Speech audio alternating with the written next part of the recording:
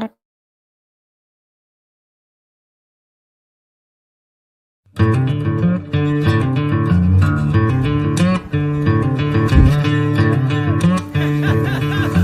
Yeah, boy!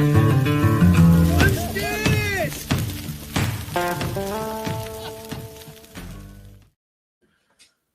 Good evening. It's Monday, March 31st, 2025. Welcome to episode 105 of Porterhouse and Teal Live. And we're here a couple minutes early, sitting in the chair, just chomping at the bit, ready to go for an impromptu episode. Yeah. Yeah, we weren't even really going to come on this evening, but I figured, hey, it's Monday. It's kind of the thing we do on Mondays. So we thought we'd come in here and give you somewhat of a loosely scripted episode. Very loosely. Very loosely. But what I'd like to do actually tonight is I'd like to hear from you a little bit more, Rebecca. I seem to do a lot of talking a lot of times on these live streams. So I thought I would try to incorporate hearing a bit more from Miss Rebecca over here. So I've got a few questions for you. And we'll kind of chop it up here in a bit. But before we get to that, I thought we'd also give you a little bit of an update on what we've been doing around here this week on the homestead. And I've got a couple of questions that I wanted to answer on from Q&A. And I've got a did you know, which I think you probably didn't know, Rebecca, because I didn't know this. It's quite interesting, but I hope that you enjoy this. Did you know? And You might be surprised what I do know. Well, no, I'm not saying you wouldn't know it. I'm just saying that it's actually a topic we've discussed before, but I'm just taking it another step further, if you will. It deals with the Homestead Act of 1862. But we'll get to that here in a little bit. And I've also got a couple of clips that, kind of remind us of something from our recent past. And I don't really like forgetting certain things. And this is one of those things where there's digital record of something that happened in our recent past. And I thought that I would bring it up because some people would like to sweep certain things under the rug. And I just think that it's important that we never forget. So, that's all coming up. But before we get to that, how are you doing this evening? I hope I'm prepared. Tomorrow, our taxes are being done. It's the time of the year I absolutely hate. Mm-hmm. And, as prepared as I think that I am, there's always something I forget.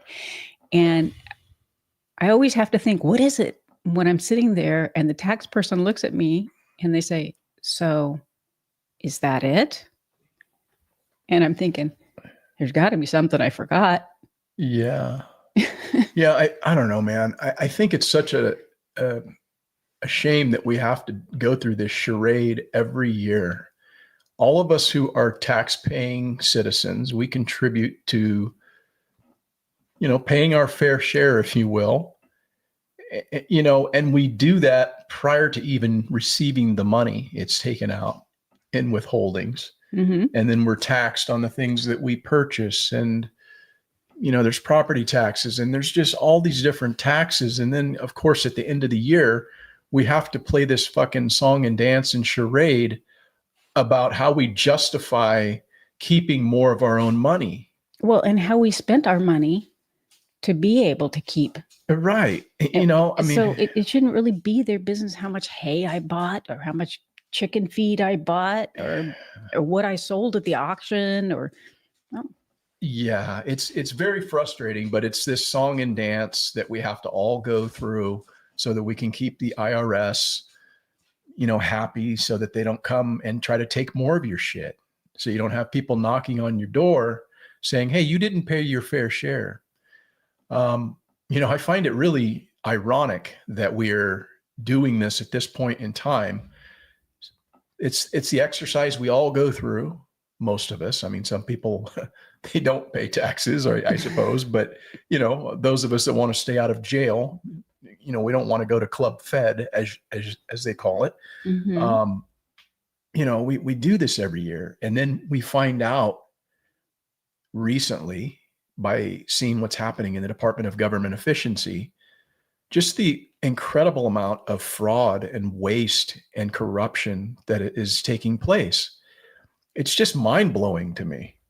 I actually happened to see, we both watched it. It was Elon when he was out in Wisconsin last evening, I believe it was, and he's out there campaigning for some, Wisconsin judicial race or whatnot. But they were getting up and talking about what they're finding in the Department of Government Efficiency. And it's pretty crazy to see the level of corruption that's taking place.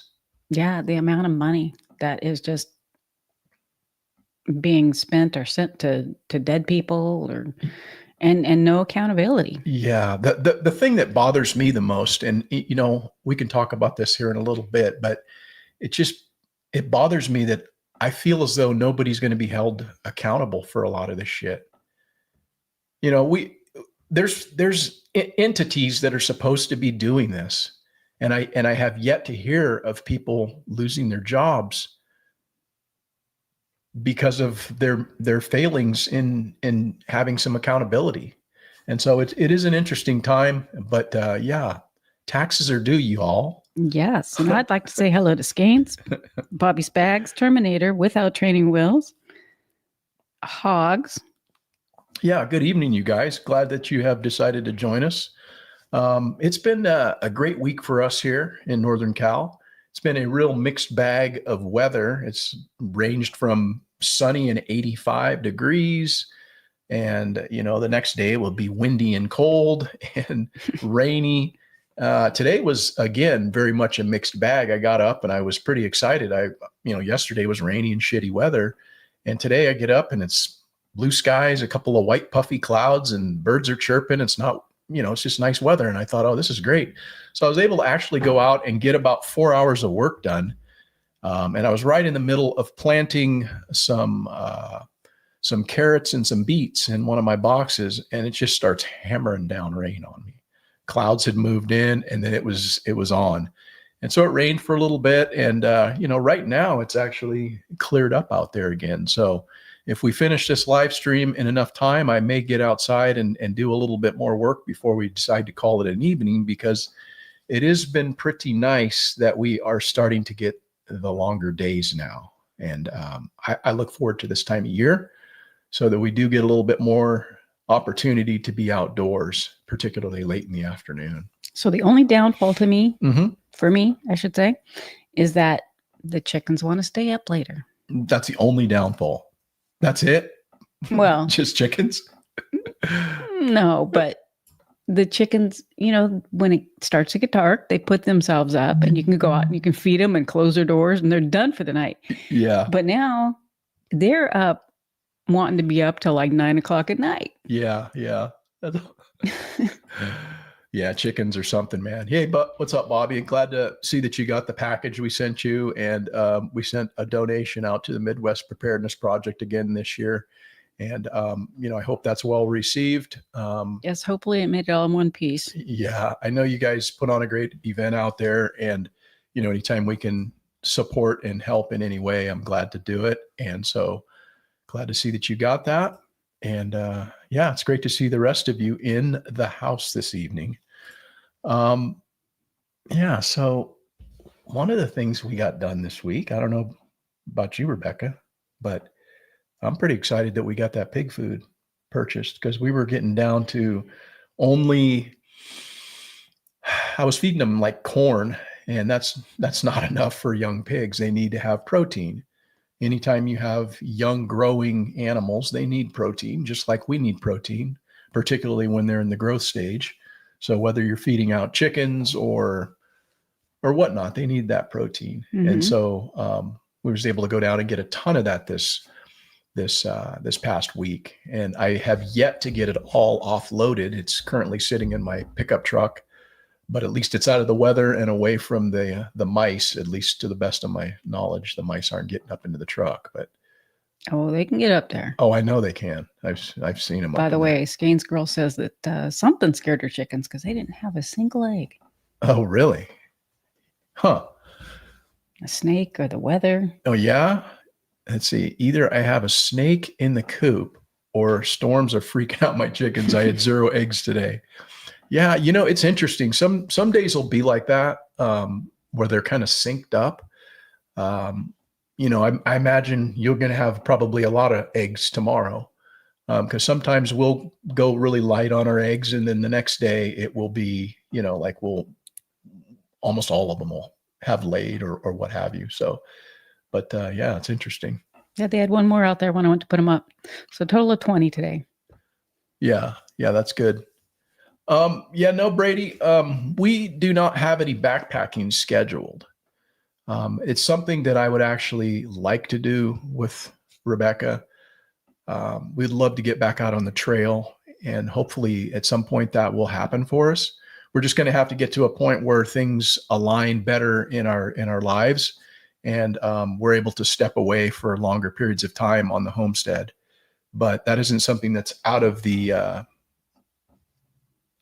things that we want to do at some point. But no, we don't have anything scheduled. However, Brady, I did do something that I may regret. I signed up for a 100-mile race. Oh, yeah, that's right. That's right. Coming up in May. So I may be severely crippled the next time you. Right. So what was the impetus for you doing that? In fact, why did you decide that was something that you wanted to do this year? It was something that you had brought up, and we let it go. And it's just always kind of been in the back of my head.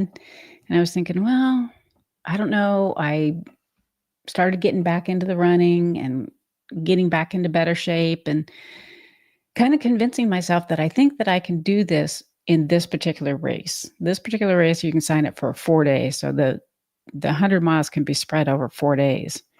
And so I thought, well, if I'm going to do it, this would be the one to do it. So what's your plan per day, mileage wise? What are you thinking of doing? I actually would like to do it in 2 days. So do 50s back to back is what I'm planning on doing. If I can't, I know that I've got 2 more days that I can rely on. Right. But yes. So, looking at that, we talked a little bit about this, but we've got probably somewhere around 7 weeks to go. Now, that's a decent amount of time for a training block, but you have to already be somewhat, having your mileage and everything up, and your hours, time on feet, to the point where you want to be. So, we need to look at that and see if that's something that you're going to do without crippling yourself. But I fully support you in going out there and doing that. So, I think I think that you can do it, and I'm excited to see what you do. I'll support you. Well, then you pulled up the belt buckle, and that was even more encouragement. Wow. Yeah, no, the belt buckle that they have for this race is, it's an amazing belt buckle. It's beautiful. And so if I didn't have a race that was fairly close to this, I'm running 100 in Wyoming on June, the middle, I think the 3rd week of June. And so I don't want to go push trying to do 100 here. And then, it just kind of doesn't fit into my schedule, but I'll be there. I'll be probably running the 30 mile or something like that, just getting some time, but I definitely want to be there supporting her. But yeah, that was all you, right? It was, however, that's not going to stop me from cussing him out. Yeah, it wasn't anything I suggested. You're the one that came up with that one. So that's cool. Good for you. Good for you. So I'm excited. I'm nervous. But what are you most nervous about? What makes you nervous? I'm nervous that I'm going to get too fatigued and really struggle to finish. Yeah. We'll talk about it. I can coach you through the thing and support you there, but you're totally, just don't bite off more than you can chew, so that you do cripple yourself the first day. Right? Yeah. So cool. So yeah, we got the pigs on feed out there right now. And again, I spoke about the tomatoes and peppers that we put in today, or I didn't say anything about that. I put in another I put in another, let's see, 6 tomato plants and 6 peppers. Yeah, you didn't tell me. And I'm going to continue to do that each week. I'm going to add a little bit more and a little bit more until we get to that period sometime, shy of May. I should have most of that in, keeping my fingers crossed that we won't have any frost. But again, there's no guarantees on any of that sort of thing. Mm-hmm. We've had some other folks drop in.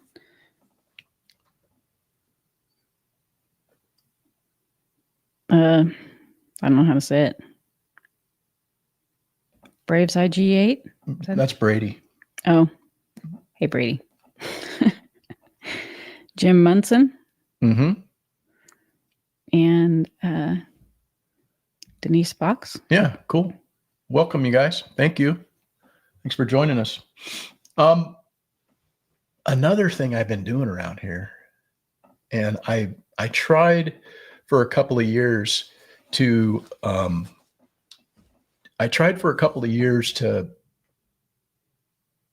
go without spraying herbicide, and I don't.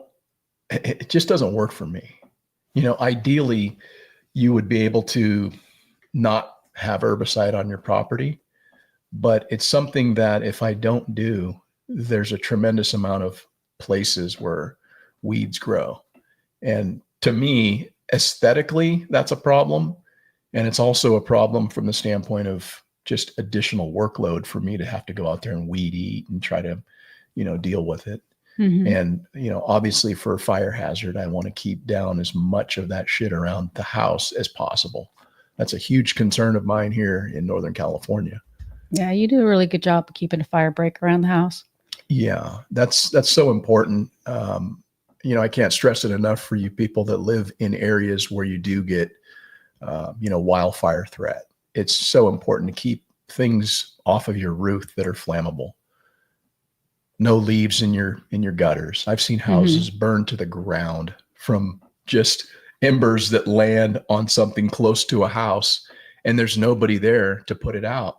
If you were there, if the property owner had been there and they had water, they could have put that out. But it's just the smallest little thing that people neglect, and they stack wood underneath their deck, or they, let litter, whether it's pine litter, like pine needles and leaf litter, collect on their roof. I mean, that's or accumulate up around the bottom. Oh, it's the death of your house when a fire occurs. So I'm very hypersensitive to that, given the fact I've seen so many houses burn that way. But yeah. What else do we have happen around here this week? We had a dead chicken yesterday. We did have a dead chicken, but before she turned it in, she did have an egg. Yeah. I don't know what her issue was. Maybe she was injured or sick or something like that. But we did notice her the night before.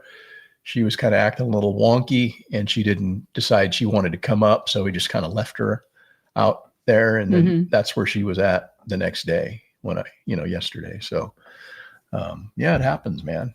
Chickens. We didn't eat the egg, by the way. No, I didn't. We gave that one out, to the compost or whatnot. But let's see, Denise Fox, good evening. Hilltop Blues, thanks for joining us tonight. It says, where do you find all the time to do what you do on your homestead? Seems like I am married to my homestead.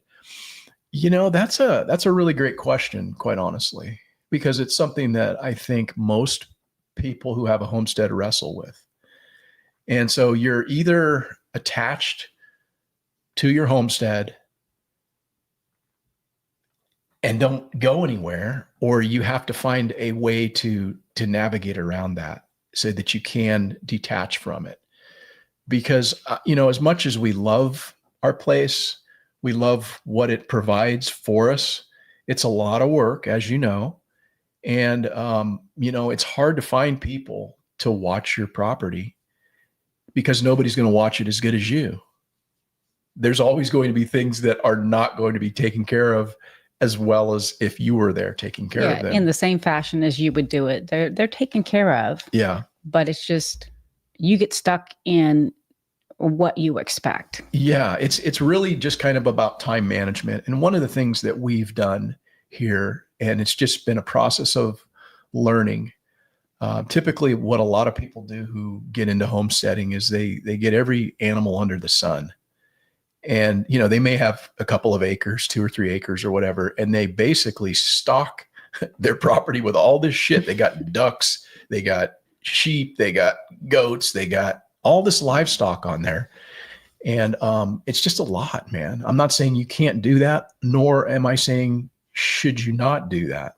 Do what you want to do, but it is a lot of work. It's very burdensome. And so unless it is actually making you money or doing something to really enhance your life, it's something you have to weigh. And, we've done that here on this property. We've had more animals than we should have had at times, but we've learned that it's just not where we want to be at this point in our life. So we've tried to structure it in a way that keeps it scalable for what works for both her and I. It's a difficult thing, but it's definitely something that I look at because I do have other interests other than homesteading. I love doing what we do around here, but it's an obligation. It's a workload. And sometimes you just don't feel like going out and doing certain things, but it's a requirement that you do because you have animals that are looking for you to do those things, Mm-hmm. And so, it's tough, man. I totally appreciate the question. Sometimes the chickens go to bed a little earlier than they planned because the weather is just absolutely horrible and I don't want to do it later on. Yeah. Denise Fox says there's been burning all around us here. It's scary.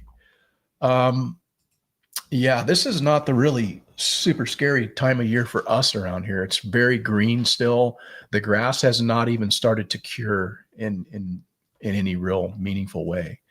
So the fire hazard is not, it's not really that great.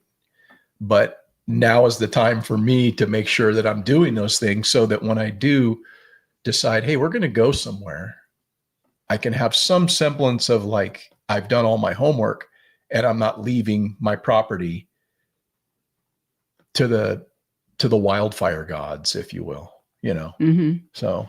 Plus we're fortunate to have our kids live fairly close by. And so they can stop by and take care of the place while we're gone for a short amount of time. I hate to overburden them because they do have children and lives of their own, but they're very gracious and come and look after the place for 4 or 5 days. Right. It's a reciprocal thing too. When they leave, we'll watch their things, and it's just nice having family close by. Abby says that we have metal roofs on our homes and buildings here in Jamestown, CA, and welcome. And thanks for joining us tonight. That's super smart. Mm-hmm. Obviously up in Jamestown, there's, that whole area up in there, Gold Country, it's very susceptible. Get a lot of wildfires up in that area. And so, it's very smart to, build homes that, can withstand the environment, so to speak. Mm-hmm. I think that's the biggest problem is people build homes in areas and they think, oh, this is so beautiful. We love all this vegetation and we love our views and everything. And it's beautiful. And you might live there for 20, 30, 40 years. But at some point, when the conditions become volatile enough, there's really not much you're going to do other than hope you've done your homework. So metal roofs are a smart way to go, man. Absolutely. Yeah. They used to build homes here with a lot of shake shingle roofs, and that was not really the best way to go. And they learned that in 1961 in the Bel Air fire down in Los Angeles County. A lot of those homes had shake shingle roofs, and so that's a requirement. They don't do that sort of thing anymore. Bird Lady's here. Bird Lady, how are you this evening? Good to see you. Let's see here. With her mini eggs.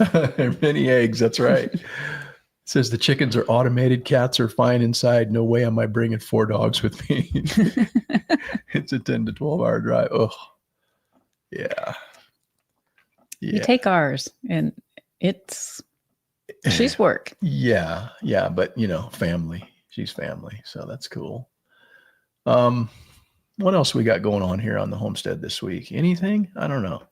How many eggs did you sell this morning? 6 this morning. Six dozen. 6 this morning. I could have taken her more. Mhm. However, this is about the time that the lady from Bay Area comes up. So I wanted to hold on to some eggs for her. Mm-hmm. I haven't heard from her, but she says she comes once a month. So Right. Let's see here. Yeah, it's very smart. Keeping your property grazed. My property right now is not grazed. And that's one of the things that kind of concerns me. You know, I don't have a lot of livestock here to keep the fire hazard down. And so there's going to be more of a risk with stuff. So it's even more important that I have things around the house not, problematic. And I've got, definite fire breaks in those areas. So, yeah, it's definitely, you're smart to do that. Skane's girl says she has zero support. 126 eggs. Holy smokes, man. What are you doing with those, bird lady? You're selling your eggs? I would suspect that's a lot of eggs, That's a lot of eggs. A in lot just of one day. omelets. In just one day. Maybe she's got a restaurant. Maybe. Yeah. Let's see here. Okay. Another thing that we were approached this week by my daughter and son-in-law, and they were interested in getting a few sheep from us, and we're considering doing that. And we told them that we would. It's just going to be that they have to kind of get things situated on their property, and then we'll make arrangements to get those sheep over to them. But they're on a fairly small piece of land. It's a couple of acres, but in their orchard areas and things like that, the grass is coming up, and they don't want to have to weed eat that. They don't want it to be a fire hazard. So we told them we would take them a couple of our sheep over there and let them do their thing. But they actually had sheep last year.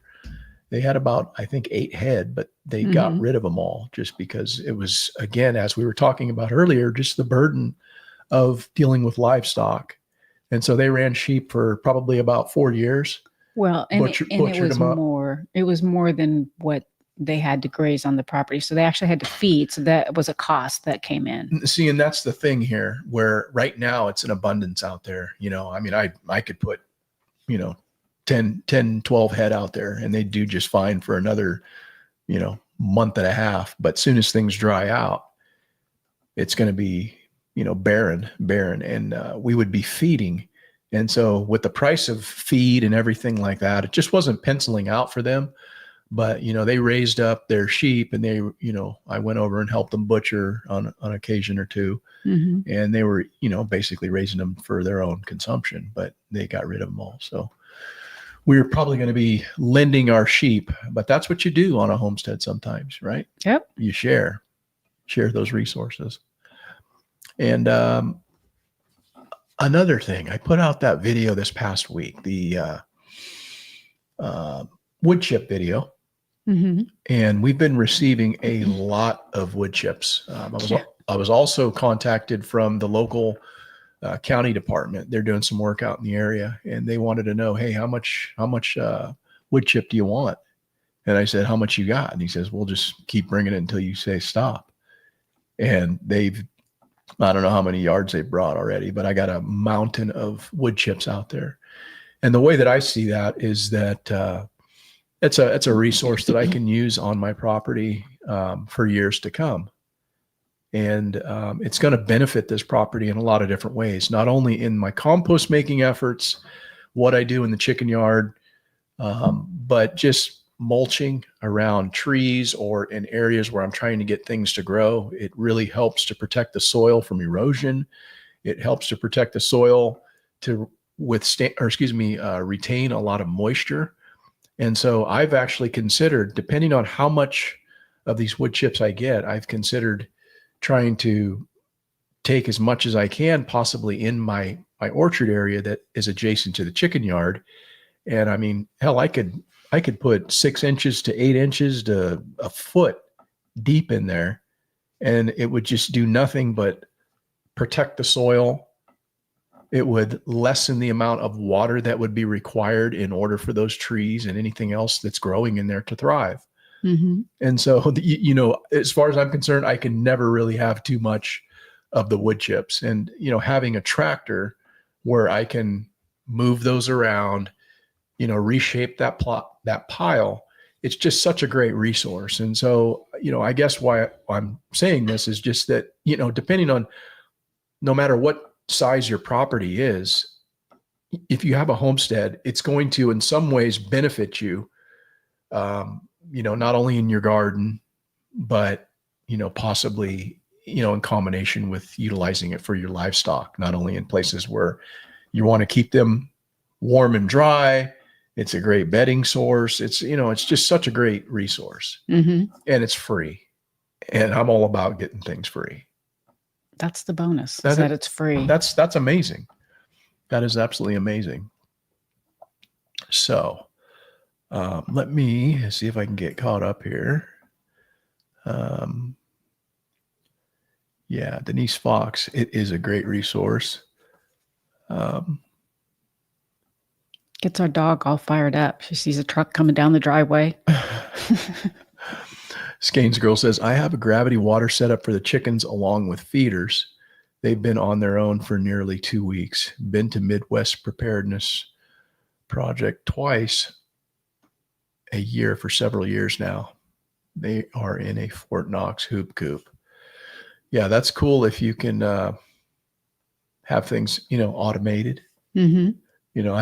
I don't feel comfortable enough, I suppose, leaving livestock without them being looked at almost every day, though, because invariably there's something that happens seemingly, it's just like, if you can just find somebody, maybe a kid or somebody local that, hey, can you just like stop by and look at my place, make sure the animals have water, make sure everything's cool, pay them a few bucks or something. That's money in the bank right there. Cause invariably something's going to happen when you're gone. And then all of a sudden you come home and things are not as you thought, but automation's the way to go for sure. Skane's girl. That's super smart. Yeah. Our chickens go through a lot of water. Yeah. But we could come up with a better system. I could utilize those olive barrels, which those are 60 gallons at a whack. And I could fill those with water and ensure that they have that amount of water in there. I could totally do that. I just haven't done it, because filling those 5-gallon water containers is, it lasts for a week or so, especially if it's hot. It's, they're going to pour through it. I was going to tell you, when I put the chickens up, this is the first time I've ever seen the rooster do this. The hens are all the way around pecking, and he is sticking his head down the top. Oh, yeah. And eating. Yeah. Well, he's got a long neck and he's tall. Yeah. Of course. I have never seen him do that before. Yeah, I've seen him do that. You know what, guys? I think I'm going to have to start killing some roosters pretty soon, because all of those ones that we hatched, man, I don't know. I'll bet you that we've got 2/3 of those chickens that we hatched. I'll bet you 2/3 of them are probably roosters. What do you think?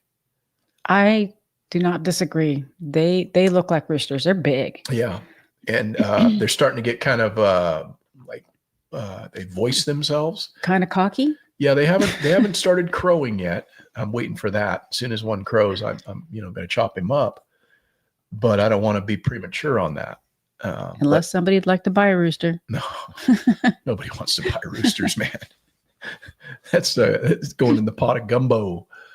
But they're starting to voice a little bit and starting to do that little cluck thing like the roosters do, and getting a little bit more possessive. I've seen a couple of them out there getting possessive with the rest of the younger flock. And so I've definitely got my eye on them to keep an assessment of what's going on out there. But I don't think we got a lot of hens out of that thing. So we'll just have to see how it shakes out. Bird Lady says, I sell eggs to pay for the new coops I am building and feed. I donate more eggs than I sell. I donate them to church members and bakers. I love blessing. I also bake them and feed back to the chickens. Man, that's awesome. That's super good. Anytime people can donate to nonprofits or do something like that just out of the goodness of your heart, I think that's a great thing. That's fantastic, Bird Lady. Absolutely. Yeah. Once we get an abundance of them, and it's more than we can use and more than what we're selling, then we usually step out to our kids and give eggs to them. Oh yeah. Yeah, for sure. Skane's girl says, I tried for a couple of years to get free wood chips to no avail.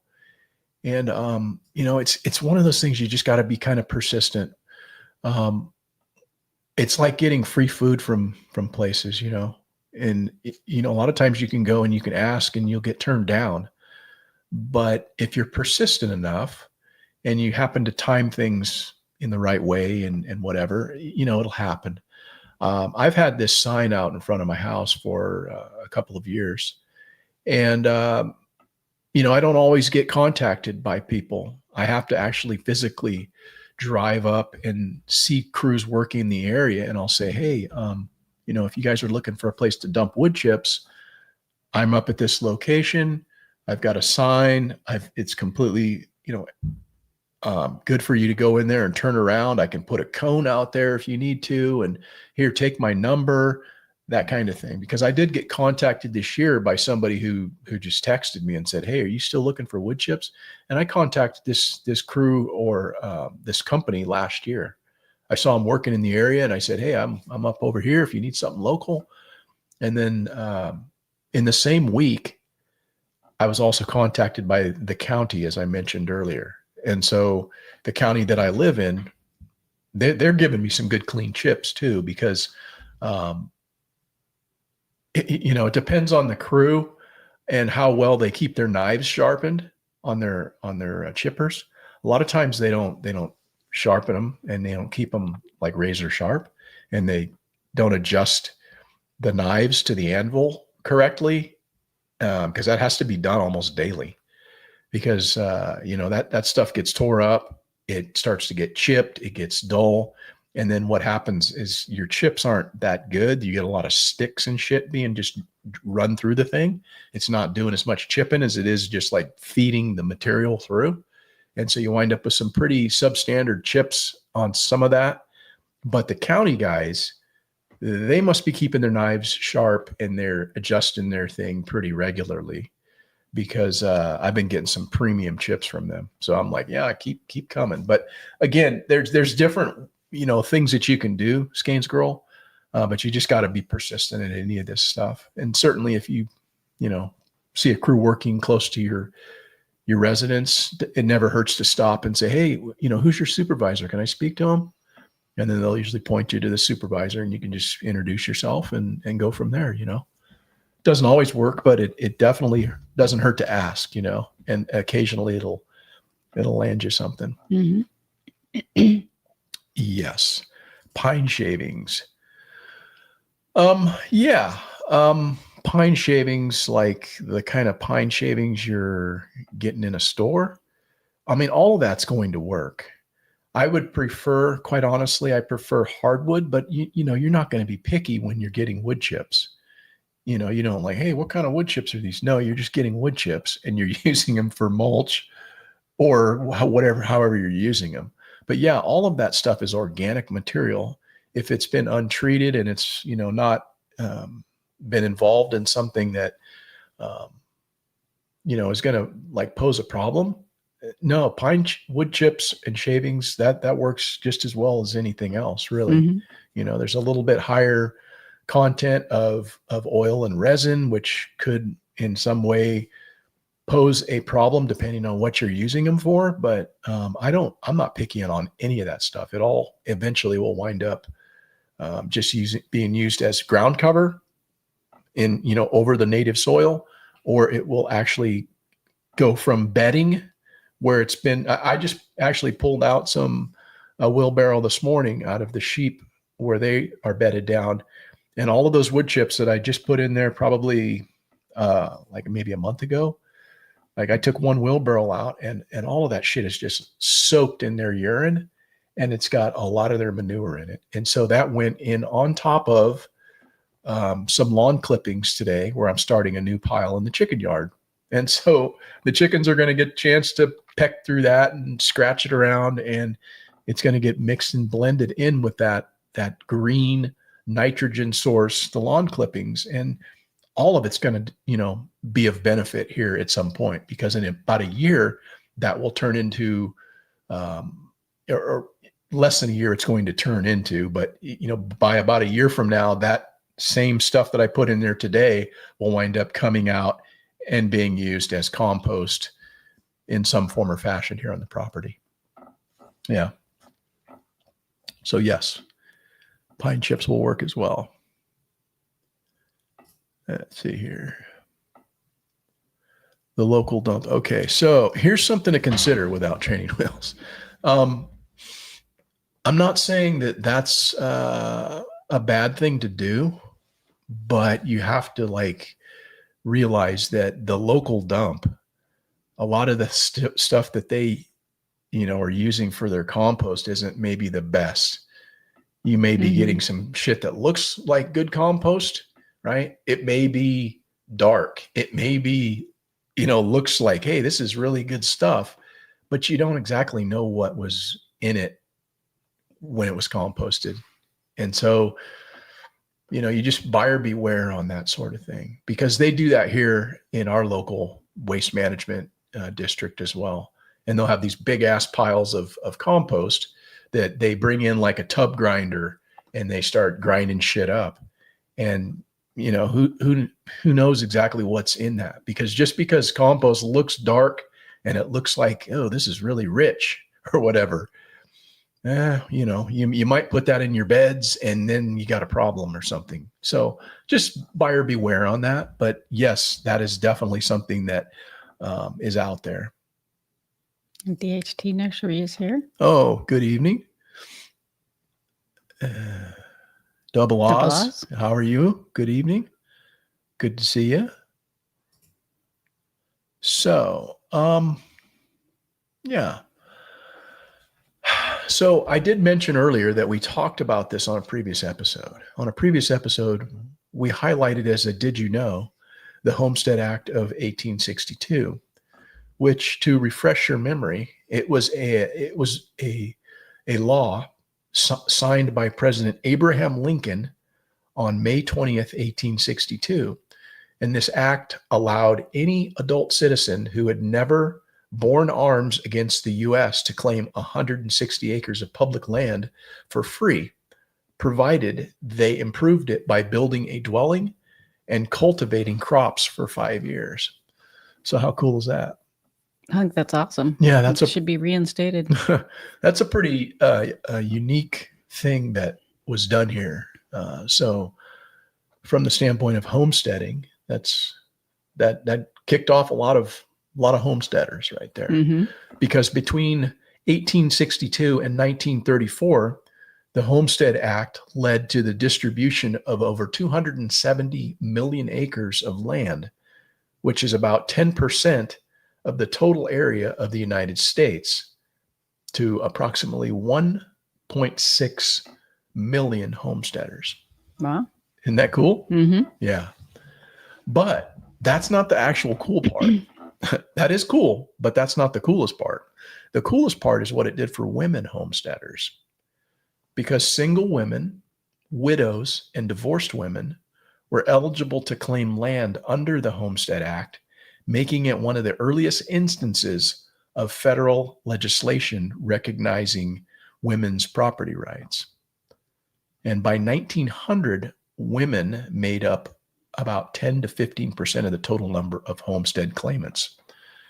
Did you know that? I did not know that. Isn't that cool though? That's very cool. Yeah. Again, I think they should reinstate that. It's always I guess neat to learn about things that our government did that were cool, because there's so much that our government does that isn't cool. Mm-hmm. There's a lot of shit that's gone on, we've talked about it here on this channel. And so it's nice to actually hear when something is of use and of value and is probably a decent idea. Yeah. And it's amazing how far they've steered away from these good ideas. Yeah. Yeah. Yeah. So along those lines, I guess. Well, maybe I should get to Q&A. How about that? Okay. Because I've got a couple of questions that I thought I would address. Let me pull those up here, guys.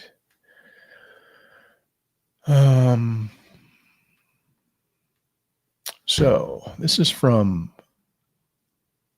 Emmanuel Delva, 8108. And said, great video. Is there a video on how you made the retort charcoal maker? I can't seem to find a good video on it. And what I had done for this person is I just said, here, I hope this helps. The first two videos in the playlist show more detail on how I actually created the retort. And so I gave them the link that they could click on. But the reason why I bring that up is because a lot of times people will watch a singular video. But if you go to the playlist, there's an entire library of content there that may answer some of the questions that you have. Mm-hmm. Right. A lot of the things that I get people asking questions on, I've already answered the question, and I don't mind steering them in that direction and saying, hey, here's the video or whatever. I don't have any problem doing that. I'm just saying that, a lot of times you could just kind of go on the playlist if you have an interest in biochar, you have an interest in, a certain thing, and then you can kind of binge watch or pull and pick and choose what it is you want to actually see. But that was what I wanted to say on that. The other is, this is from Natalie Mills. It says, please tell me where you can get a 30-gallon drum. The 55-gallon drums are easy and inexpensive to come by, but I can't find a 30-gallon drum with a lid for less than $150 to $200. And so I said, you can buy a barrel, and I'm referring to the inner chamber on my retort where I make biochar. It's like a 30-gallon barrel. And I said, you can buy one just like the one that I got from Granger. They sell them there. But I said, unfortunately, they're around $250. And mine was given to me by a friend. Mine was actually given to me by Brave Sig. So thanks for that, Brady. Appreciate you. I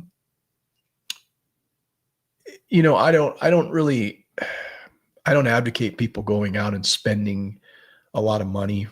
They do what you want. It's your money, but try to find a way to do things creatively that doesn't cost a tremendous amount of money. So if you can find something, used or being discarded or not being used, that would be a much better way to go than buying something brand new. Mm-hmm. But, again, that is where that equipment came from, and it was given to me. So I probably wouldn't have went out personally myself and purchased something like that. But it's important, I think, in the context of, finding waste streams. That to me was kind of like a waste stream. Most of what I got from, to make that, I got either donated or, I asked somebody, hey, are you using that? And I think that's kind of an important thing to do. Mm-hmm. Skanks Girl asked you a question. What's that? Let's see here. Eric, could it be made out of a large pipe? Yeah, conceivably it could be. You would need to seal one end, and then the other end you would need to be able to have some kind of a lid affixed to it so that you could basically isolate the material on the inside and exclude it from oxygen. So yeah, sorry about that. That's his new cell phone. No, that's my water bottle. Oh. So, yeah, conceivably you could do that, but you could get very creative with anything. You just want to be able to exclude the oxygen from the material that you have on the inside that's being heated, from the secondary chamber. So yeah, conceivably it could be done. I think. Now, I don't know, so I'm going to ask you probably a dumb question. No, not dumb. But, you can buy the metal garbage cans, right?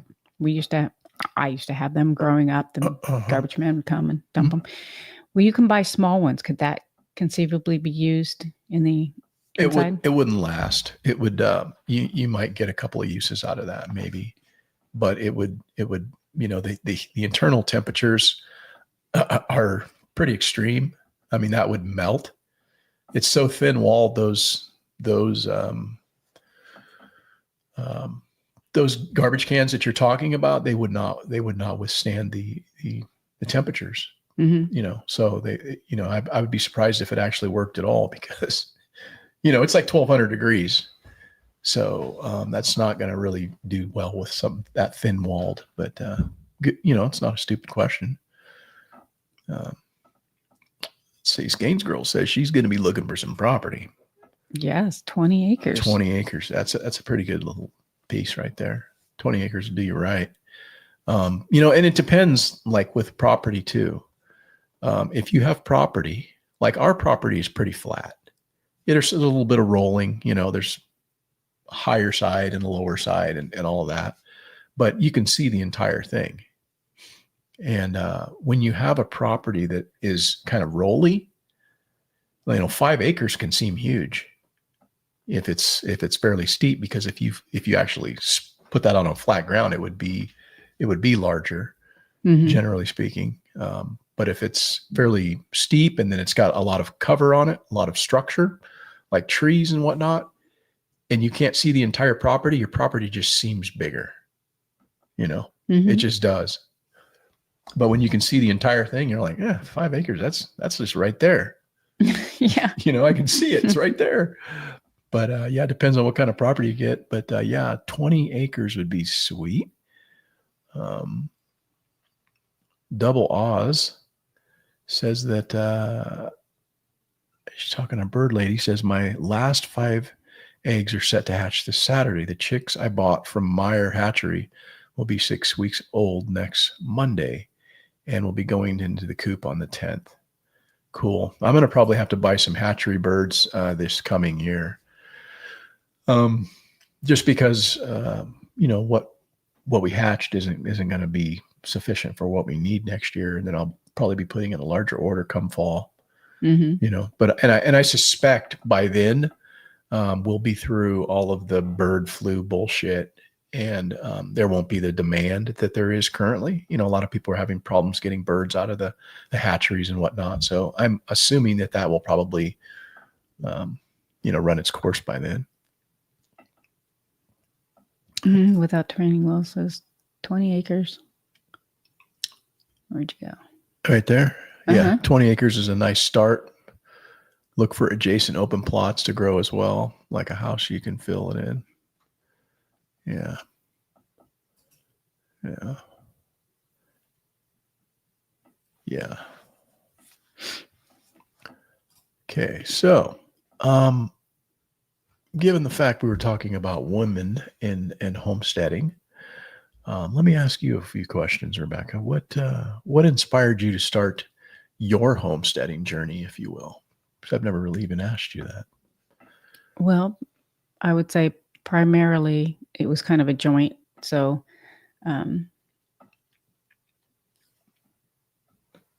you probably gave me the encouragement to take an interest in homesteading and to make products as opposed to purchasing them.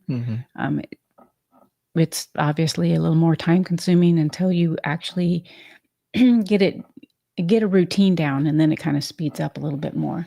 Yeah. Yeah. So, I think that's, true with anything, when you're unfamiliar with things and you're just learning, it seems like it takes so much longer, but when you get a system down, or you know what the steps are, it just kind of flows a little bit easier. But that's yeah. So what would you say so let me ask you. Okay. What made you want to homestead?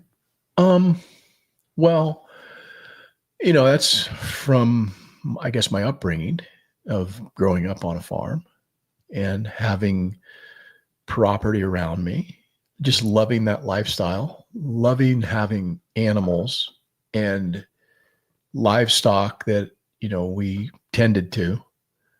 And, it's something that I actually wanted for our kids. And so that's one of the impetus or the reason that we decided, to buy a bigger piece of property rather than the home that we were living in, because we were living in the suburbs when we bought our first home. And for me, that wasn't the best scenario. Just for me personally, I'm not a city boy. Yeah, they didn't turn out well for you.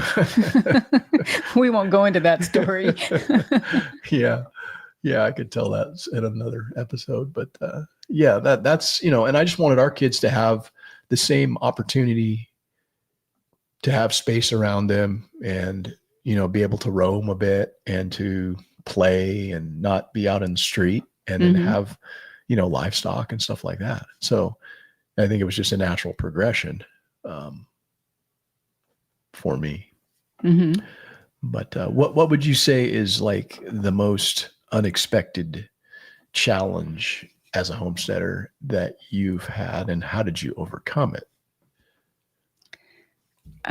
One of the challenges is not eating out and always having to prepare everything and coming up with, we opted to eat clean. So constantly coming up with different meals and being creative in, say, recipes that I have, but substituting them with something other than sugar or maple syrup or so coming up with that type of stuff that was going to allow the food to taste good, but it was going to be clean. That was a lot of work. And eventually you find where you're kind of repeating the recipes and struggling to find new ones and starting it all over again, finding out how to substitute. For instance, I would make a potato chowder, but instead of using white potatoes, I use sweet potatoes now. So those are substituted out, and then they would have corn in it. So instead of the corn, I substitute it with a navy bean, a white northern bean, excuse me. And just eliminated other items and added different spices. So instead of putting in, say, cornstarch to help thicken it or whatnot, I just would mash some of the sweet potato in that would thicken the recipe up. So good. Yeah, there's such a good substitute. But that's good. That's good. I was thinking about that, and I don't even really know like what challenges I've faced or what have you. It's always homesteading's always a challenge. You're always learning something that you thought you knew because something is changed the following year. I think that's the biggest challenge for me, I suppose. You think you've got a handle on things, but something is different in a way that changes the outcome of what you thought was going to happen. Even though you've done something for many years, all of a sudden this year it's now different. All right. Well, it's so easy at lunchtime. Oh, hey, let's just run down to deli and get a deli sandwich. But when you eliminate the bread and everything else, you're not going to run down to the deli and get a deli sandwich. You're going to come up with something that's going to create a meal. Yeah. So it's just constantly. Yeah. Okay. So Skanes has a question here. She says she asked Rebecca, did you know that Eric was leaning in that direction when you were dating? I've always known that Eric was raised on a ranch, and he had a love for animals and was taking care of them. And I always knew that his dad was just a fabulous gardener. So he had that potential in him. Yeah. Well, I mean, I've always had a garden. Even when we were living in the suburbs, I had garden boxes in the back and I was growing corn and tomatoes and shit like that, beets and carrots. And, so it was always something that I did.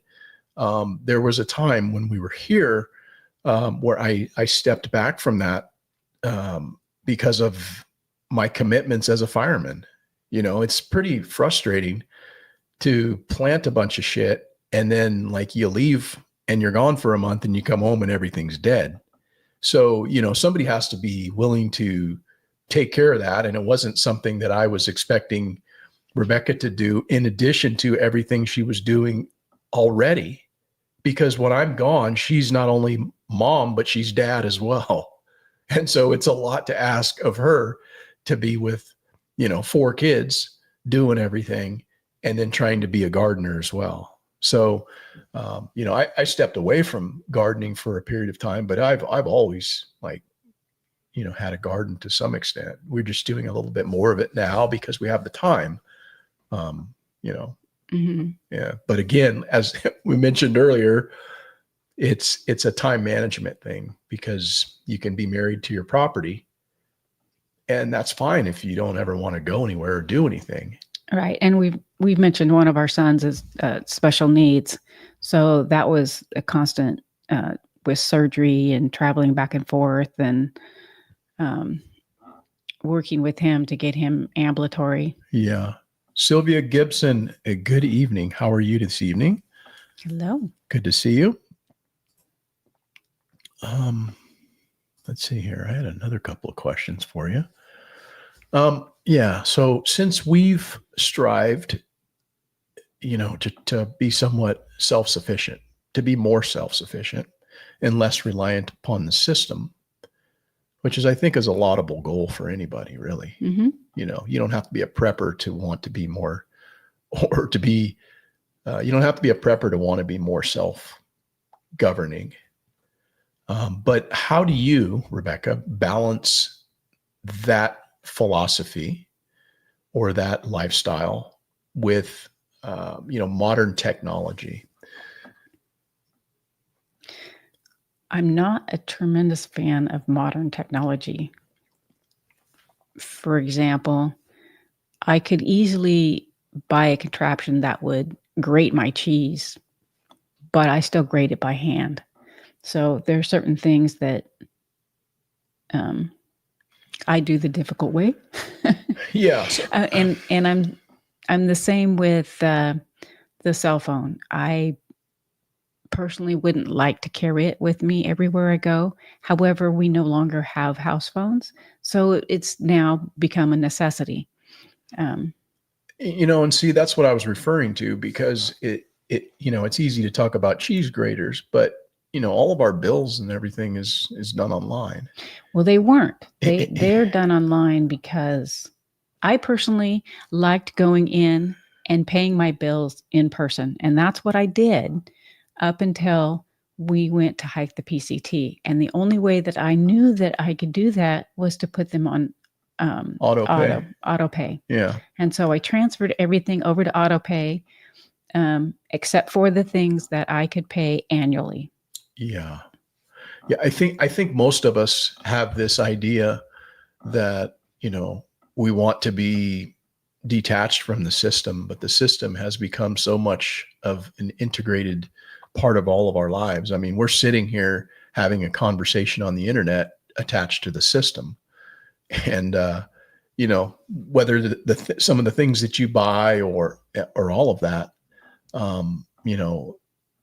it's just one of those things to try to balance. And I don't know the best way actually to do that because technology is progressing so fast and it is actually so useful in so many ways, right? Mm-hmm. There's so much use in the little device in the phone. It's everything as far as like an encyclopedia and you don't have to buy maps anymore. You don't have to do certain things. You can just get an app and it's right there. So it's hard to detach from that. I found, what I found interesting is actually when Elon Musk said that, we're already cyborgs. Yeah. And when you think about it, it's actually kind of true. Yeah, I guess you could take and throw your phone away and not use it, but who's doing that? There's not a person listening to that's fucking doing that. Right. Everybody that's listening to this right now has a phone. And when you want something, you go and you reach for your phone. Oh, how do I do this? And you fucking look at your phone. So we're already we already have the chip. It's just not in our bodies. So it's one of those, At least not that we don't know. yeah, it's just one of those, it's one of those balancing acts that people have to try to navigate. And do you hamstring yourself because you're being so dogmatic in your approach to technology and wanting to be outside of the system, you know? I don't know, for me, I don't know if it's so much wanting to be outside of the system, but I find that when you rely on the phone so much, there's skills you start to lose. Oh, for sure. Yeah. And Spelling's a good one right there. spelling and math. Mm-hmm. Um, Yeah. and so when I figure things out, I would much rather sit and add and divide and subtract and do whatever, It as keeps your opposed to mind sharp. using the Yeah. calculator on the phone. Yeah. It keeps your mind sharp. And that's like increasingly more important as you age, you know? Mm-hmm. You know, your mind just isn't as what it used to be. So let me ask you this, Rebecca. You know, we're not sitting here like we've got all the answers. Of course, we've done things, we've made mistakes, we continue to learn. Yeah. We like sharing some of the information that we have and talking about our experiences and such. I think that's the value of having this type of a conversation. But what would you say to somebody who's just getting started? What's a homesteading practice that you would recommend to someone? I would recommend someone to start small. Maybe start with growing herbs. You can do that in an apartment. You don't have to be out on property. Mm-hmm. And then kind of master that and add to it. Maybe you get a chicken, Mm-hmm. or you get 2 chickens because you've got enough. Maybe you live in a house that's got a backyard and your neighbors don't mind that you have a chicken. You don't have to have a rooster, so they don't make a tremendous amount, Mm-hmm. except for when they lay the egg, Mm-hmm. noise. And then kind of just grow from there. But when you go out and you get everything under the sun, Mm-hmm. then you're overwhelmed. Yeah. And it's just, you set yourself up for failure. Yeah, I think that's good advice. I would say what I would say to somebody is try to find a way to produce something. You know, try to find a way that you're able to produce something, whether it's for you know, to give to somebody else or to sell to somebody else, or maybe it's just for your own consumption. But, you know, be a producer. Mm-hmm. You know, on your homestead. And to your point, like you said, growing herbs is a great place to start. It's kind of an easy entry. Well, anybody can do it. It's something you can do if you live in an apartment and you don't have a yard. Right. Right. Yeah. Because, you know, homesteading, I guess, is more or less, you know, a frame of mind, so to speak. You don't need to have a certain number of acres or a certain number of animals, or you don't even necessarily need to have animals. Mm-hmm. It's just how you want to craft your life within your home. And a lot of that comes from resiliency and self-reliance and less dependency on certain things and, you know, working into not only just being a consumer, but again, being maybe a producer of something, right? Yes. Learning Hello to London. Learning how to make soap or learning how to whatever you're doing. That's actually been, I've tried several, when you bring up making soap, I've tried several different recipes, learning how to make it, and finding that even though you read it and it says, oh, this is the best, blah, blah, blah, you make it and it's a disaster. And so you try a different recipe, and you kind of have to do that until you find one that works for you. Yeah. So there's not a perfect one out there. It's what's going to be perfect for you. Yeah. Yeah. Skane says that she has some well-meaning friends trying to push multiple things on me. I have told them, no, I need to master a few things at a time. Yeah. That's smart. That is super smart. I know that's the tendency for a lot of folks, you know? Yeah. And I can fall into that that trap sometimes too, where you get all enthusiastic about something and you go all in, and you learn through failure, and sometimes that's necessary. But so how would you say that living on a homestead has changed your perspective, if it's changed at all, on current events or trends in society? Have there been current events that have changed your perspective on what it means to live on a homestead? For me, there's things that have happened where living on a homestead, I'll use COVID as an example. COVID. Yeah. We love COVID, don't we? But we do live on property. So it's nice because we were able to come home, not worry about wearing masks, not worry about freaking anybody out, and walk around and just go on with life like we normally would. Yeah. And so, obviously it was different when you went into town. You were expected to put on a mask, which really freaked me out. Yeah. And I looked forward to coming back to the property. It's another reason why it was so enjoyable doing the PCT, because that fell during the whole COVID thing. Yeah. And there was nobody out there that was wearing masks. Except when we came into a national park. Yes. And then you saw the day hikers and the families like fucking freaked out. Their eyes were like saucers. Oh, and they would walk a huge circle around you. Oh yeah.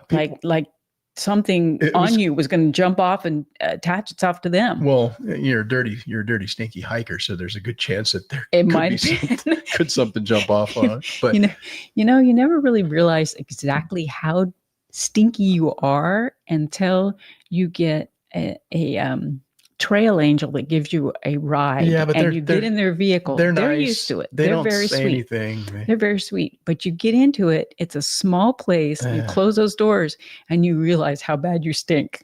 Yeah. And you? Yeah. I would say that I would tend to agree with you on that. I think that that's something that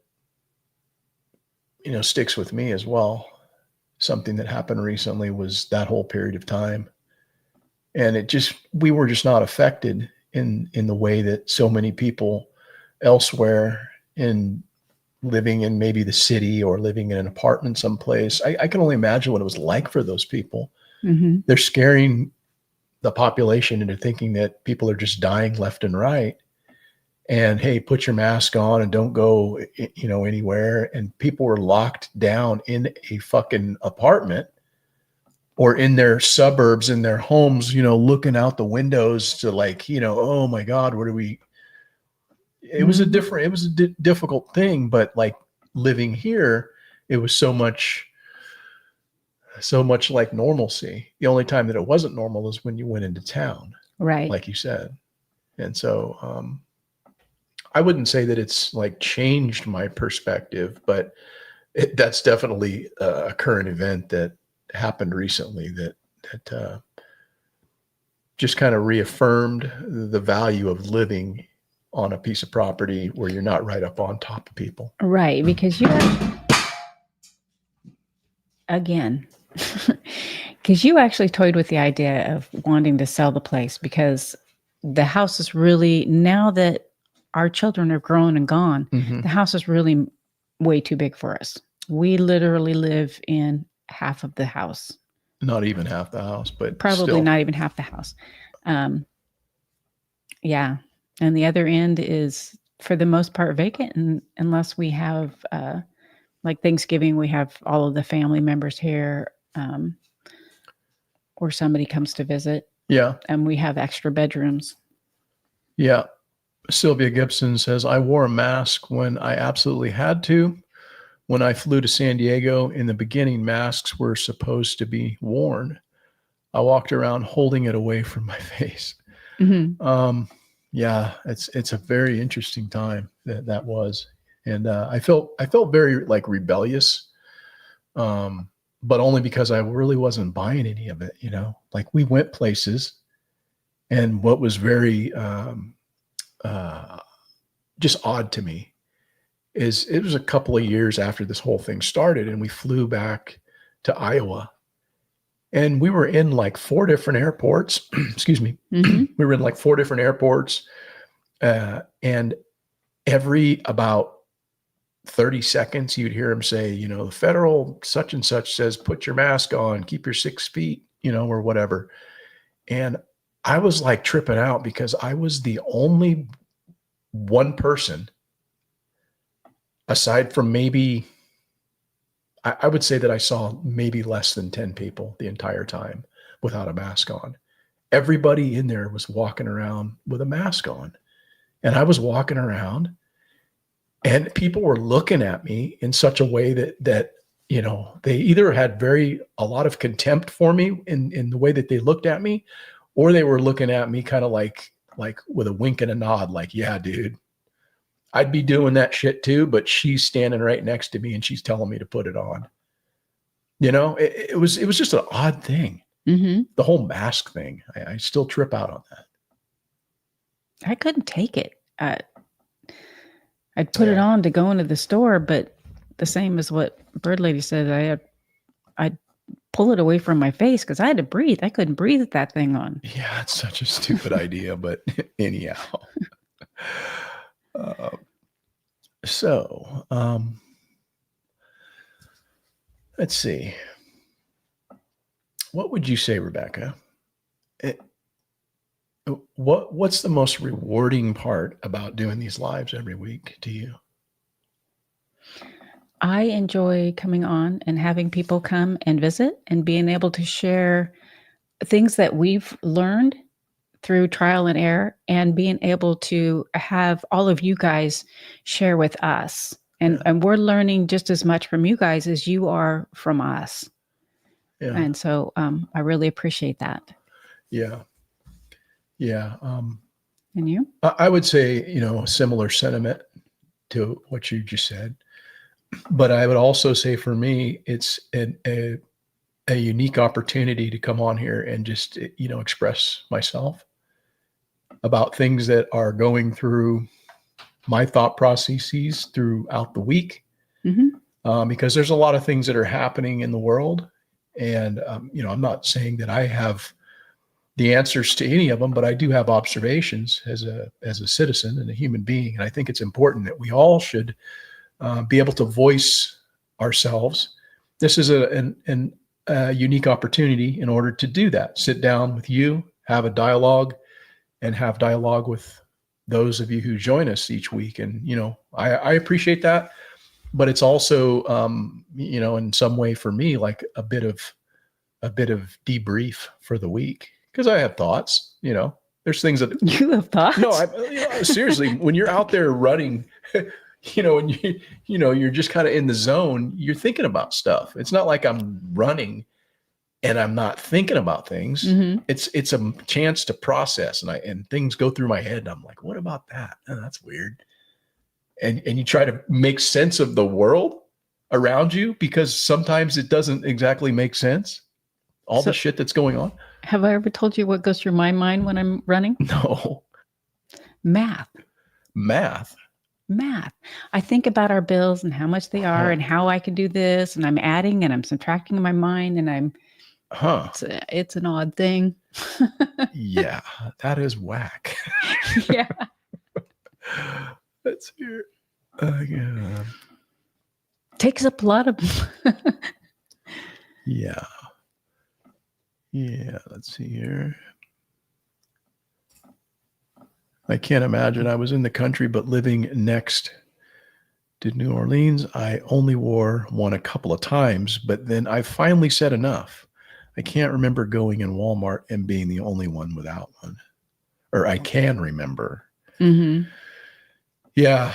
I don't know. I felt it was very uncomfortable for me. I'm not a person who does well faking things, Mm-hmm. And if I'm not feeling it, it's hard for me to like say I'm feeling it just because other people are feeling it. You know, there's a lot of people that were just willing to go along with something that I wasn't willing to acknowledge that it was in my best interest to do. I have to say that there probably was never, ever one time that I wiped my cart down with the hand sanitizer things Yeah. because I just wasn't buying it. Right. I mean, you know, germs they're part of life, man. You can't live in a bubble and shit. Yeah. Bird Lady says it sucked when the mask became political. I have a compromised immune system, so I thought I actually needed it.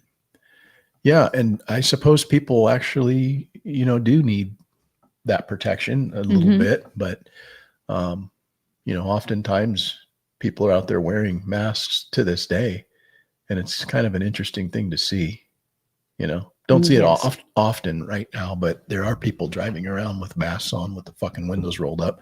Of course, in a car by themselves. Of course it is allergy and, you know, pollen season. So maybe that's the thing, but whatever, you know, people can do what they want. It's just odd when you see that.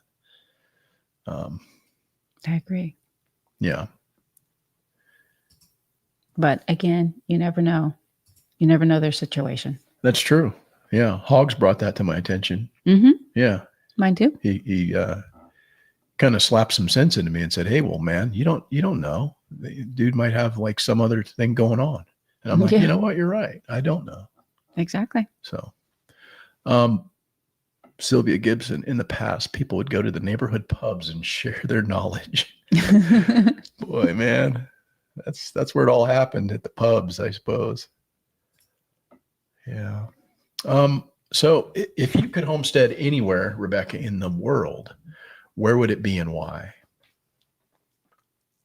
So the house we live in right now has been my favorite house.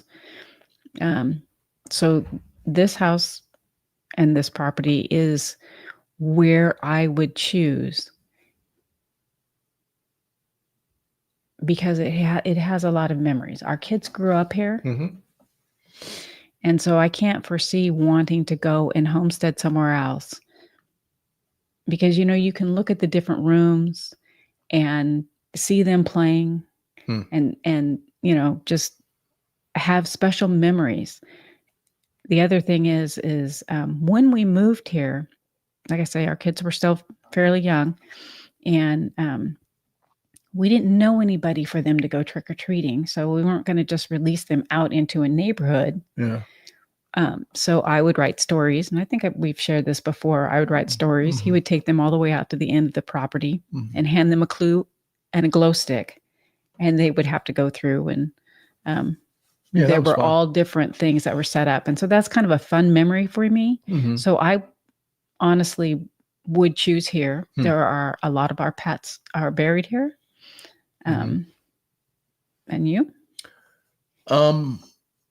You know, I don't have a specific attachment to this particular property or house. I love, you know, it here. But I could easily see myself somewhere else. I could see myself on a piece of property that had free water rights with water flowing, that I could irrigate pasture, that I could run some cows, that was up in the high country, with good views of the mountains, close access to some mountains, and completely secluded from other people. I don't want to have to look out and see somebody else's shit. I would love to have a piece of property, quite honestly, somewhere where it was in that type of an environment. Now, as far as where I would want to go in the world, there wouldn't be any other place that I would want to leave. I don't see myself leaving to go to another country. And, you know, my heart lies within this country. What state that would be in, I don't know. But I mean, it could easily be in California. California is a beautiful state. Unfortunately, California has really shitty politics and poor leadership. And so that makes it undesirable from that standpoint. But as far as like aesthetically, I can't think of another state that could top something I could find here in California, but that's what I would look for. That would interest me. So if we didn't do it here, the other place I would choose would be the ranch that you grew up on. Mm. And much the same reason as here is all of the memories that are attached to that piece of property. Mm-hmm. We actually were going to build a house just across the easement road. However, that property wouldn't perk. Mm-hmm. So we were not able to do that. But if, and we did live on that piece of property for a short time. Right. Yeah. And so our kids have a lot of memories there as well. They were tiny and enjoyed hanging out with grandpa and helping him with everything. And they would sneak out of the house and go, and they were supposed to be in timeout. And I would find them over baking cookies with grandma. Mm-hmm. So those are a lot of special memories for me. Yeah. Yeah, that's awesome. Good evening, HRDs.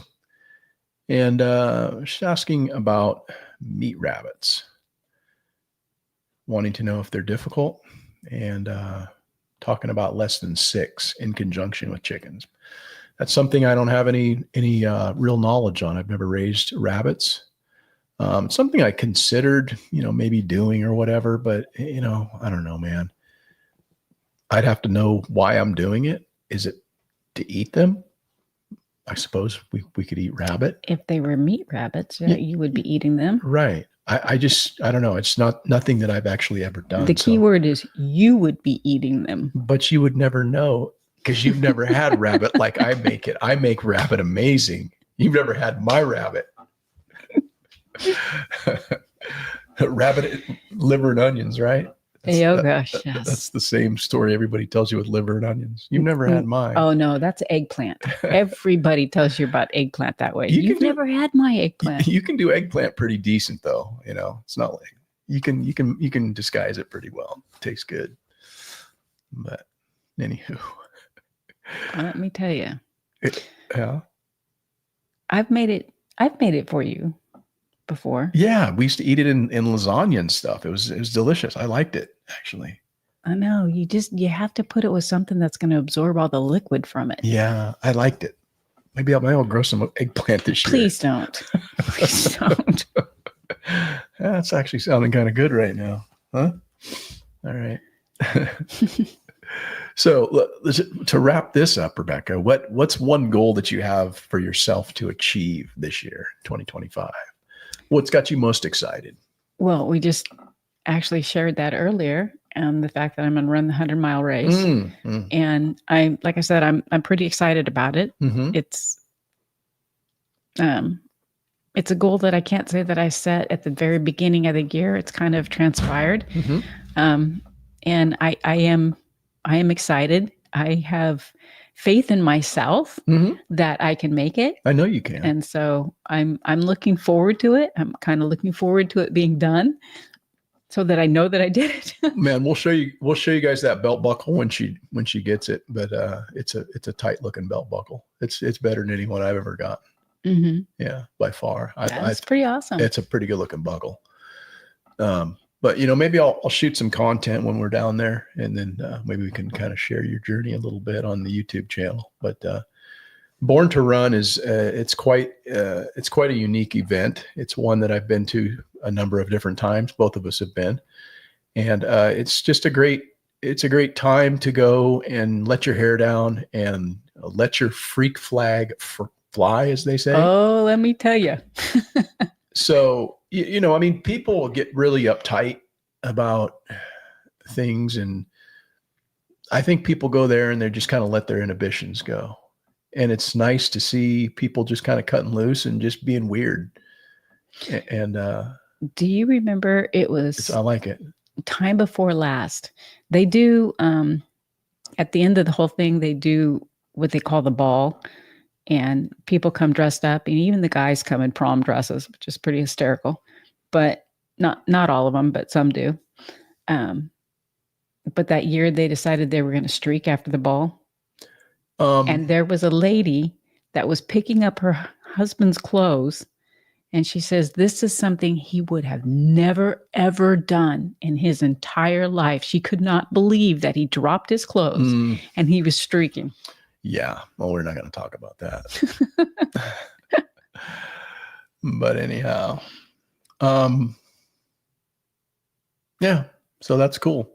I would say for me, goal, if I was to say that, it would be to try to do a little bit more about doing a little bit less. In other words, trying to find a way that both you and I can step away from here from time to time and go and do some things, because I really miss having the opportunity for us to at least go places in the RV.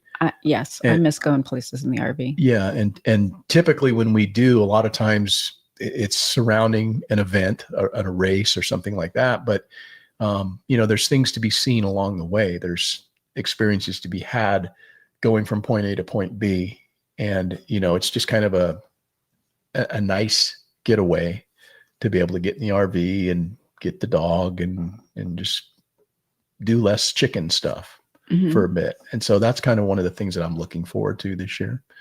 When our oldest was doing her internships after vet school, we would not tell her that we were coming to visit, but we would get in the RV and it would take us days to get where she was at.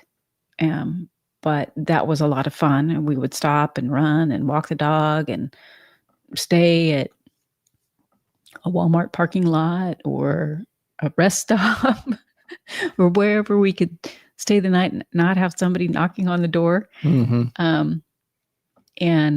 so that was a lot of fun to get there and then surprise her. Yeah. Sylvia Gibson says she'll be rooting for you. Oh, thank you. Yeah, I know that you'll be able to do it. It's just, you're just gonna have to increase your time on feet a little bit in between now and then, and get your base up, and we'll get you there. It'll be good. You can do it. You can do it. You can do it, man. Yeah. Skanes Girl says, I've moved a lot also. Moved back home to take care of my mom. I think what is hard is knowing when I leave, I will never be able to come back home. I can drive by, but it will belong to someone else. So when I brought up the ranch where Eric grew up, that in essence is the same situation, in the fact that the fires or his folks sold the place. And then not too long after they sold the place, the fire swept through and burned the place down. So I guess I hold that kind of close, because when his dad was alive, he would drive by and check on what was going on the ranch. And that was very touching, that he had a hard time even though they sold it, he really had a hard time letting go of that place. Yeah, I think that's one of the things that contributed to his decline. Now, of course, he was 90 when he died. So, I mean, that's a pretty good run for anyone. But, I mean, that was what kept him going, is just busting his ass on that piece of property. And that's what he did all day long. That's what he liked to do. And then when he lost that, he was always like looking through photo albums and reminiscing and everything. But I want to be somebody who's not doing that when I'm fucking 90. I want to be able to do things with you and not be so attached to a piece of property that my heart hurts when I'm no longer living there. I think that's unhealthy. Right. But I'm just saying that if we were to homestead somewhere else, I would like that there, because I just feel that I would feel the spirit of your father. Yeah. And he loved it so much. Yeah. True enough. William Zegley, Lewisburg, Tennessee, is in the house. Hello. Good evening, man. Glad to see you. Yeah. London. I didn't think I said hi to London, but I think I said hi to London. Yeah. How are you doing this evening, London? Thanks for joining us. I think I'm going to round out tonight's discussion, because we've been going for a minute. I thought this was supposed to be an impromptu, just whatever, it's like, what am I, hour and 34 minutes already. But going to round out tonight's discussion, I guess, with a couple of political items, because we can't get out of here without talking about some politics, right? Really? Really? No, No, I come across these clips from time to time, and some of them just it's something I feel I need to talk about. It scratches me in a different way. Before you get to that, Mm-hmm. one of the things that you had said you were going to bring up is something that's happened at this homestead. Maybe you did, and I just didn't share it at the time. I don't have the experience with cattle as much as Eric. Mm-hmm. Eric was grown with them and dealing with them, and our kids showed them in 4-H and FFA. And anyway, so they were gone. We had one cow that was getting ready to calve. He was out on a fire, and she's the one we still have. Mm-hmm. She didn't grow to her potential, so she's kind of a dwarfed. And she started having this calf, and I was home alone with her.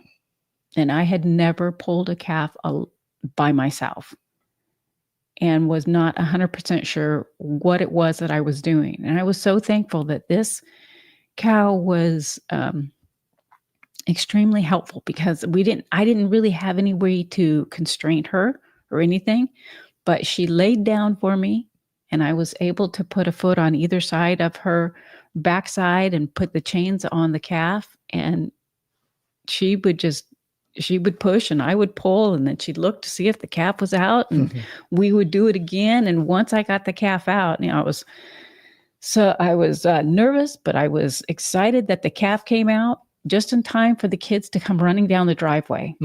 So I had to do it myself. It was a learning experience, but it's another memory that's with this property that I always remember. And she's the cow that we still have. Yeah. She's getting old, man. That's a pretty good little story. But yeah, goat's getting old. She's been a good cow. Yes, been a good cow. But anywho, I'm done. Okay. Yeah. So I guess this first clip, kind of more or less represents the sentiment that I have at this point regarding one of Trump's cabinet members. And I have to remind myself to be patient. However, at some point, patience begins to run out because of the lack of inaction for the promises that have been made. And I'm referring to Pam Bondi. And I saw this clip and I thought that I would play it because it's kind of where I'm at this point. I don't know if anybody else is feeling this quite yet, but this is a clip that I came across, and it kind of made me chuckle a little bit. But this is what this lady has to think about Pam Bondi. All right, Pam Bondi. What's good? I need to see some arrests. I'm tired of hearing all the evidence you found, all the paperwork you found. Come on, let's go. Where's the indictments? Where's the arrests? Where's the prosecution? I need to see it. I'm running out of patience. I'm really running out of patience. Now, I ain't say rush, but hurry up. So that kind of encapsulates the way that I'm feeling at this point. And I've been feeling that way, I guess, for a little bit of time, dating back to the whole Bindergate thing. That was a freaking debacle, man. Yeah.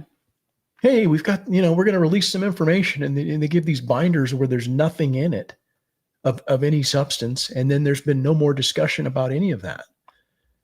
And I did mention last week that one of the things that I want to see from this administration is some people getting arrested that need to get arrested.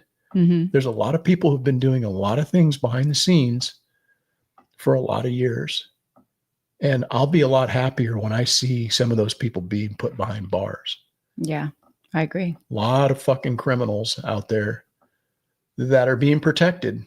And I guess I'm asking the question, why?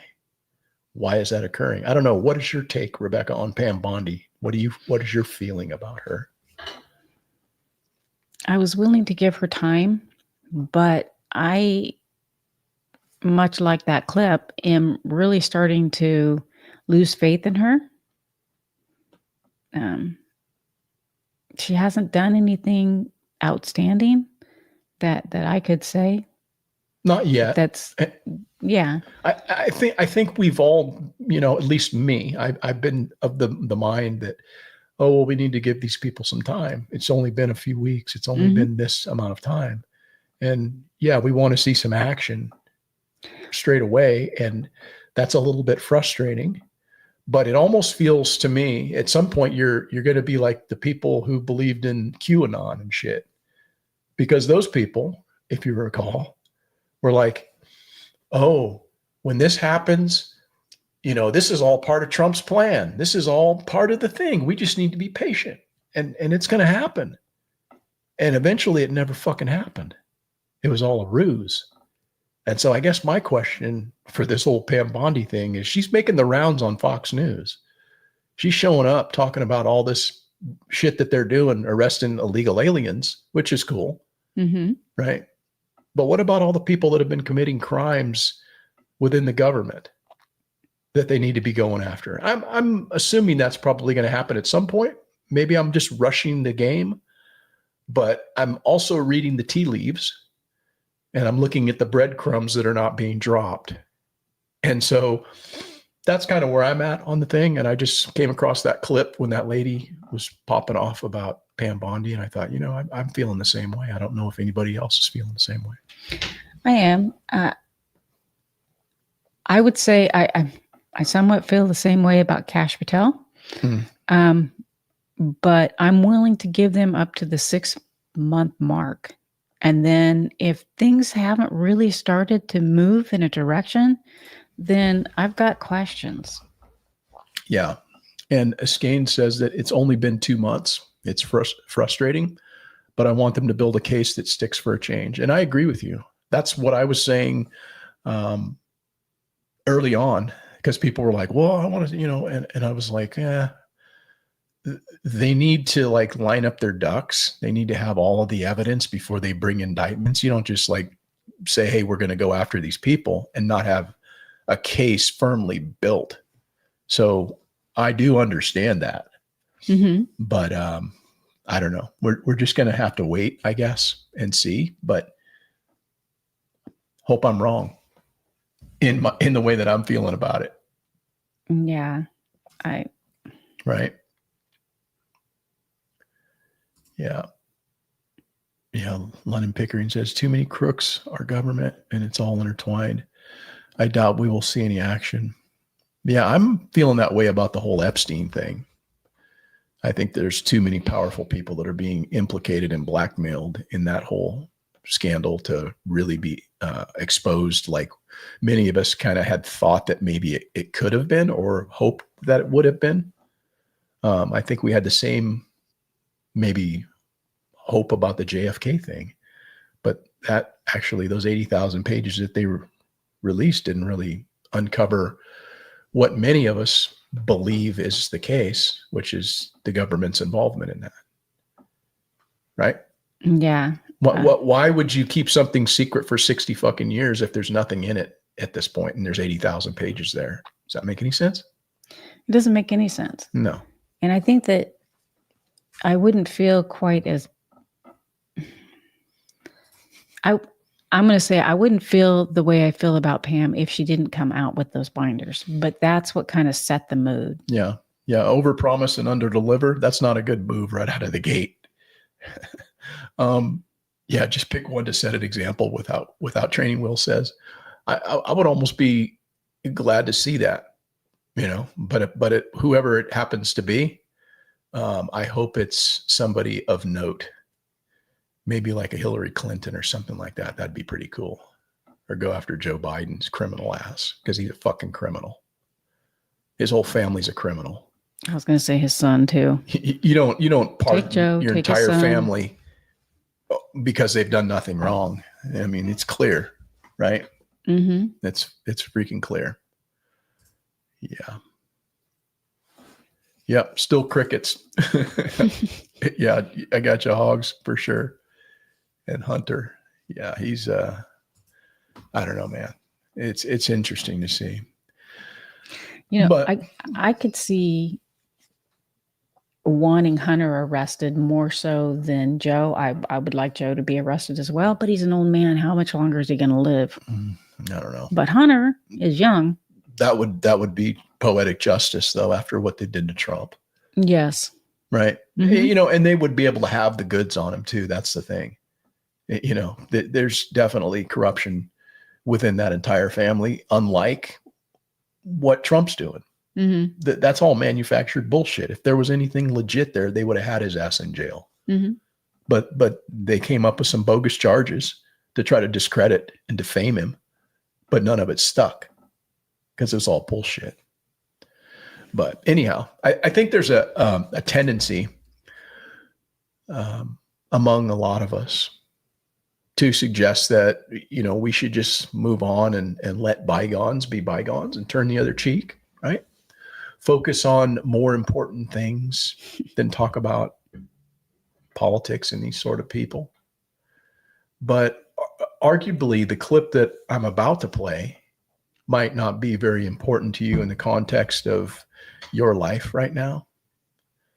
But I do think it's important that we never forget, especially when bad things happen against a population of people. Rightfully so, there is an acknowledgement of wrongdoings for certain events that affect a large number of people. But what's interesting to me at this point is how we never really got an acknowledgement from our government of their failures and false promises from the COVID era. We talked about that a little bit earlier. Mm-hmm. But I mean, wouldn't it just be nice to say, hey, we made a few mistakes here, guys, on certain things. We had good intentions, but we overreacted, and the things that we said were not true. But of course, they're never going to say that because there's obviously a monetary component tied to the forced vaccinations that they pushed on everybody. That was a big money grab for these pharmaceutical companies that have been promised something. Oh, hey, Moderna, hey, Pfizer, hey, Johnson & Johnson, guess what you get? Go make as many of these as you can, and we're going to fucking force them on people. Even though they don't work and they don't prevent people from getting COVID. But yet we told people that if they did this, they would be protected and that they wouldn't spread this virus, this deadly virus that's going to kill us all. But, unfortunately for the people that want this to go away, unfortunately, there's plenty of digital evidence that exists. Mm-hmm. And I'm not one to shy away from pointing out and calling a spade and saying, hey, remember when you said this? Remember when you said this, Puppet Joe? My message to unvaccinated Americans is this. What more is there to wait for?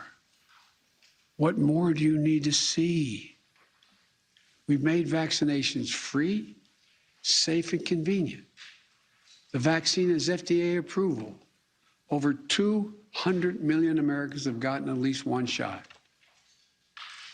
We've been patient, but our patience is wearing thin, and your refusal has cost all of us. So please do the right thing. But just don't take it from me. Listen to the voices of unvaccinated Americans who are lying in hospital beds, taking their final breath saying, if only I'd gotten vaccinated. If only. It's a tragedy. Please don't let it become yours. Never forget, you guys. Never forget that was your 46th president that was shaming you into getting something that most of us probably realized was not in our best interest. And clearly what he was telling you to do didn't prevent you from getting what he said it was going to prevent you from getting. Well, that's because you didn't get the second vaccination. Yeah, but if 200 million Americans are doing something Is that reason enough for you to do it? If the FDA has said that this is something that they approve of, is that reason enough for you to go out and do it? Or are you going to do a little bit more due diligence if you have some question about it in your own mind? Or are you going to just fall in line and let people in authority positions dictate what you should do with your own body, your choice? But it doesn't go that way when they're in power, right? Right. Even when Obama was in and he was trying to start his whole medical thing, that did not set well with me. It made me very, very nervous. I can't tell you exactly why, but it made me nervous. It just felt like it was going to mess with prescriptions, and it just wasn't going to turn out right. Mm-hmm. And it's still to this day. I would love to see Obamacare just completely get wiped out and replaced with something else. Yeah. I just do not like it.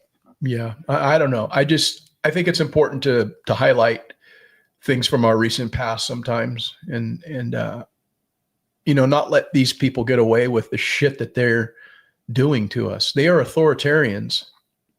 They've been entrusted with a lot of power. Supposedly it's power that we gave to them, but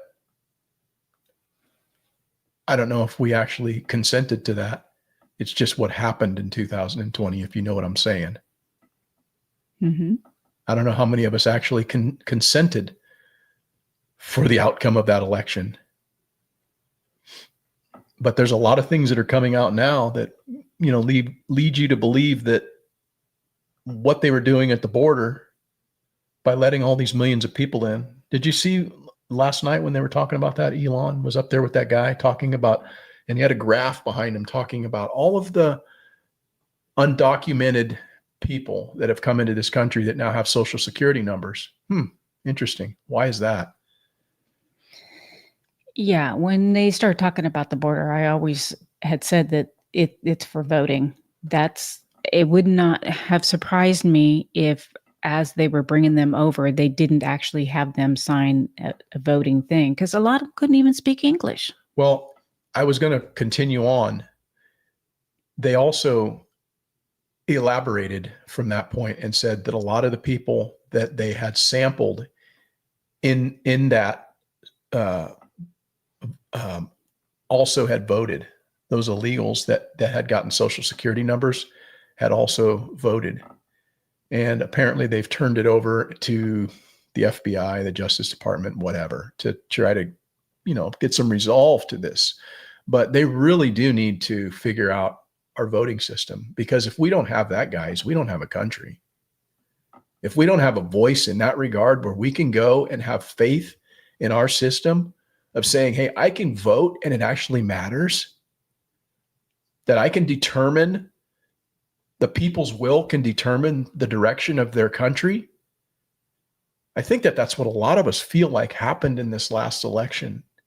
I feel somewhat vindicated in the result, but that they don't want you to have that voice. Mm-hmm. And if they get their way, you won't have it. So, I mean, I don't know what has to be done in the future in order for us to continue to live in a free society.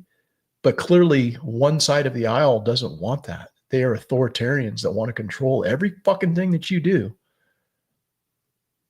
and force upon you their values and not respect your diversity of opinion. Mm-hmm. They want you to have the same opinion as them. And if you express a different opinion, you're a Nazi. Or racist, or whatever name they can call you. Exactly. And so, I think it's important just to not forget what these people have said. That was your last president that I just played. Isn't that scary? That dude looked like a fucking creepy old man. He is a creepy old man. But I mean, it was a spooky message, the way he was saying it. And it's leaning forward. It's like, dude, man, you're just reading off a teleprompter. You don't even know what you're talking about. That's the scary part. He was just a puppet. And we all know that now. And even the people that do know that on the left, they can't admit it. That's the sad part. You can't admit that you were fucking wrong about COVID, that you were lied to and you got taken for one. You can't admit it. That's the sad part. Mm-hmm. But I want to see these politicians held to account. I want people to never forget. I want people to use their critical thinking caps and to question authority, because what gives them the right to have authority over you and the autonomy that you have as a human being, a free thinking human being, what gives them that right? Nobody can change the way you think other than you. You have to be the one that says, no, dude, I'm not buying into your bullshit. So anyhow, I think we're going to probably wrap it up here tonight, guys. That was quite an impromptu 2-hour rant as we just ended up on. But We have absolutely nothing to say tonight. yeah, right. Let's see here. Double Oz says that I got vaxxed and it caused throat swelling within 30 minutes. And later on, I had to get a flu shot for work because throat swelling. But before the COVID vax, I had no trouble with shots. Yeah, I think that there's a lot of people who've had some significant, adverse effects from the vaccinations. Now, of course, there's millions of people who didn't have problems, but as it's been noted, about 1% of the population had issues with the vaccination. And when you're talking 1% from millions of people, It's a lot of people. that's a lot of people, man, that have either died or had some blood clot or some weird shit happen to them that maybe didn't have to happen. I mean, I know people that have gotten the shot and then they're dead. Mm-hmm. Our local doctor did. It was like, oh, dude got the shot 2 days later, fucking dead. Oh, that's weird. You know, I know a guy who's like a complete athlete and got blood clots in his lungs. I mean, this dude was a fucking top-notch professional athlete, fit as a fiddle. Huh, weird. You know, stuff like that. And so I don't know. I feel pretty thankful and proud to be a pure blood. Right? Are you sure you're pure? I'm damn pure from that. I don't know about pure from other things, but I definitely ain't got none of that in my blood. If you know what I mean? Yeah, trust the science. Oh man. Yeah, trust the science. Trust the paid science. Yeah, well, hey, thanks guys for joining us again tonight. And I appreciate all of you for sticking in with us. And I guess we'll see if we can come back next week and find something else to talk about. But until then, go out and try to be better tomorrow than you were today. And homesteading is not harmful content. And did you have anything else, Rebecca, you'd like to leave folks with? No, other than have a great evening. And thank you for dropping in. Bird lady, pure blood here. Boom. Yes. Have a good evening, guys. Thanks again. Good night.